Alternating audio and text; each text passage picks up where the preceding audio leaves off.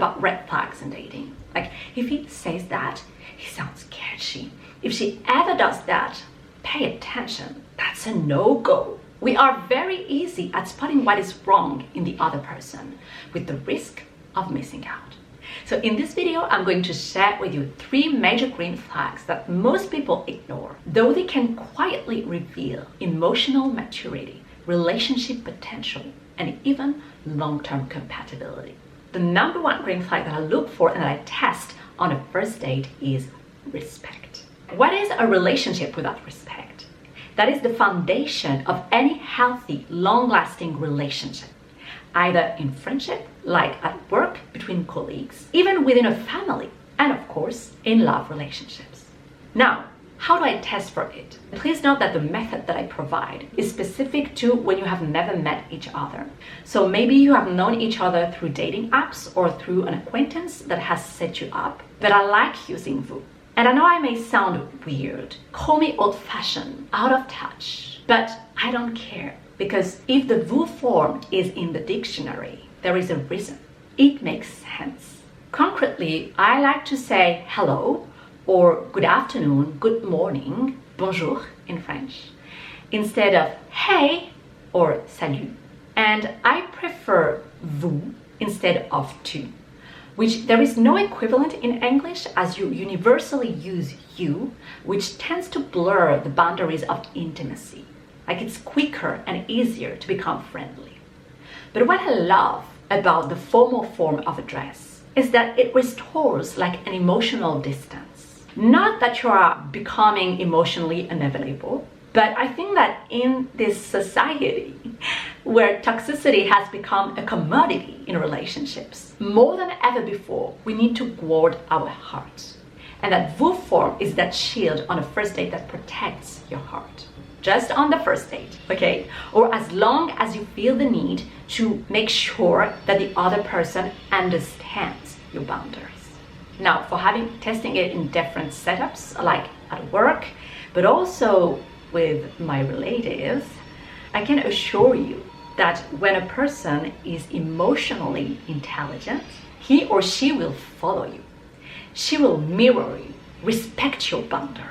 If the person has a healthy sense of respect and self-respect, he or she will not challenge nor judge you for your boundaries. The second green flag that I look for on a first date is emotional availability and emotional intelligence in general. I remember a few years ago, a relative of mine that loves me so much, she wanted to set me up with one of her colleagues and best friends.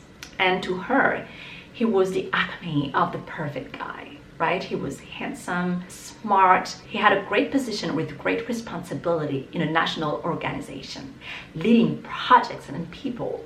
Of course, he had the social status that comes with it and the money.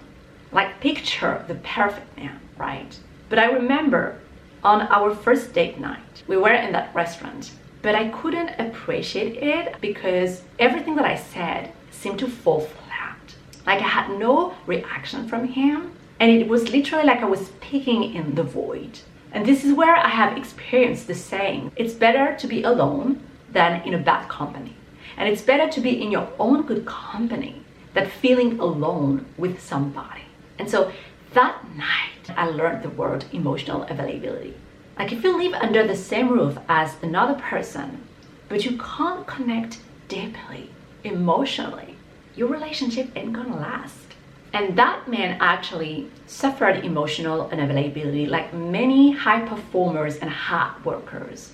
Because when you give so much, when you are so involved emotionally and physically in your day job, when you come back home, you have nothing left, like you are drained from your energy, that you have nothing to offer to your partner, to the one person that matters the most in your life. Emotional availability is a must-have in a lasting relationship. Now, how do I test for it? I'm simply looking for someone who shows active listening, not just someone that sits here and seems to listen to you.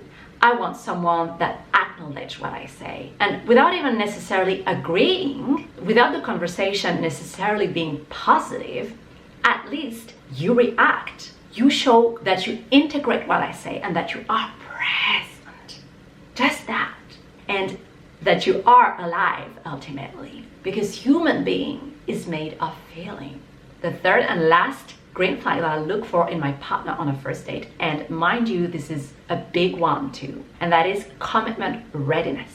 And yes, I tested from the first date. Okay, like what is the point of entering a relationship to discover a month, 3 months, a year, 5 years, 10 years from now that actually you are not meant for each other.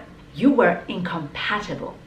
And so what I like to do on that first date, I dare to ask the right questions, value-based questions. Like, are you for marriage, for divorce? How much do you love family? Do you plan to have kids one day? And whatever matters to you, you set your filter, you set your criteria.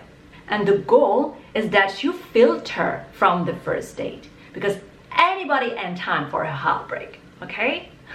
So again, the 3 green flags that you look for on your first date to validate that you can continue on a follow-up date are respect, a must-have, emotional availability, and commitment readiness. And if you are wondering who should first, like even before entering the date, who should make the first move?